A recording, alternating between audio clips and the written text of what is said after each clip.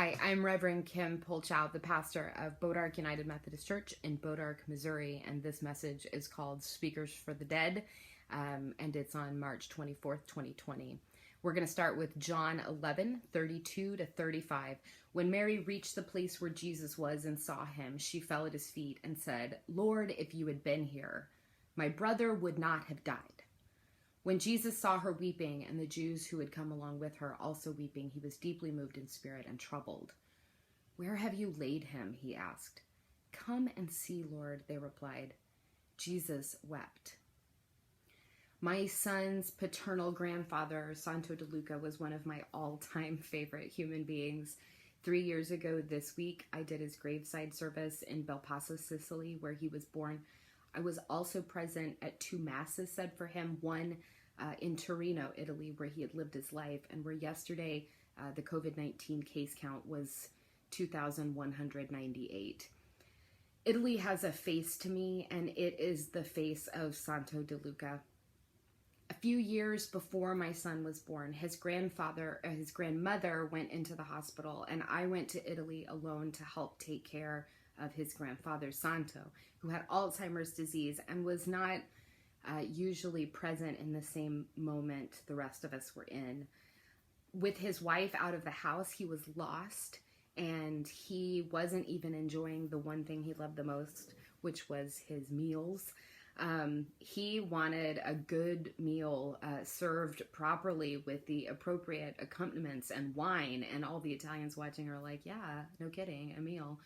But the housekeeper wasn't cooking then because she was splitting her time between them, and his food was being cooked and served to him by the guys who worked the evening shift. He was always grumpy with them and never got to know them, and they remained strangers. They ate in the kitchen. He ate in his chair in the living room in front of the TV. It was pretty sad. So on my first night there, I brought in a little table from the balcony, put a tablecloth on it, and I had Gianfranco, the night shift guy that was there that night, make pasta, and he opened a bottle of wine, and he joined us for dinner. We served it on their most beautiful dinnerware. We turned off the TV and ate a real meal. Now, not only did the real Gianfranco show up and translate for us, but the real Santo De Luca showed up. Instead of the angry curmudgeon he'd been with Gianfranco to date, he was genteel and polite. After dinner, when we surprised him with a dessert and his favorite digestive drink, he was gracious and funny and so present and exactly the man I loved. When dinner finally ended, I kissed Santo on the cheek, went into the kitchen to do the dishes with Gianfranco, and he asked me who the man in the living room was because he had never met him before, though he had cared for him for months. That, I said, was the real Santo De Luca. I'm glad you finally met him. At his request, we did that every night I was there, and when I left, they kept on doing it. Drove the housekeeper nuts because the food bill went up and she was having to wash all these tablecloths and cloth napkins. When my father-in-law passed, I was standing outside the church for his first mass, greeting people who came to mourn, a man they had not seen in 10 years. When Gianfranco walked through the gates, I fell apart. That's when I began to grieve. In a sea of strangers, here was someone who knew my loved one as I knew him. Orson Scott Card, author of the Ender's Game series, had this concept in it of speakers for the dead, a kind of religious order who went out, researched, and eulogized those who had passed in this deep and truth-filled way. I read the series during seminary, and somehow that idea got stuck in my pastoral identity. I think mourning is a very important process in our lives together. We are at the point in the U.S. in which we are going to start missing funerals, no matter the cause of the person's passing, because we can't gather. Italy is long past that point.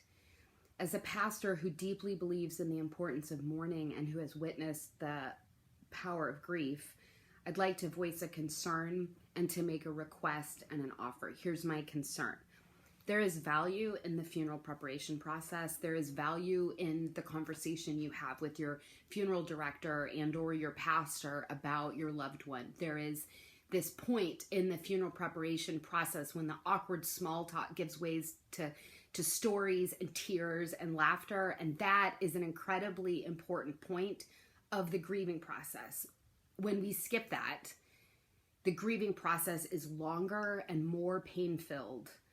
So I'm concerned. I'm worried about people passing away of any cause and the people who love them not getting the chance to speak for their dead or hear someone else speak for them. And I'm incredibly worried about the people of Italy, this country that wears a face I loved, not getting to speak for or hear someone speak for their dead. Pastors used to put this bumper sticker on their cars or put it on a coffee mug. My boss was a Jewish carpenter.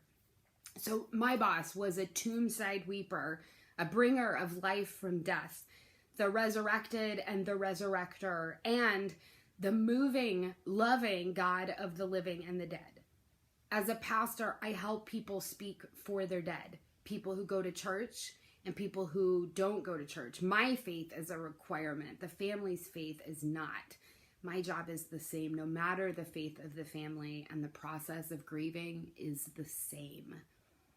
So on behalf of my employer, who modeled the necessity of mourning even when he knew the reality of resurrection, here's my request.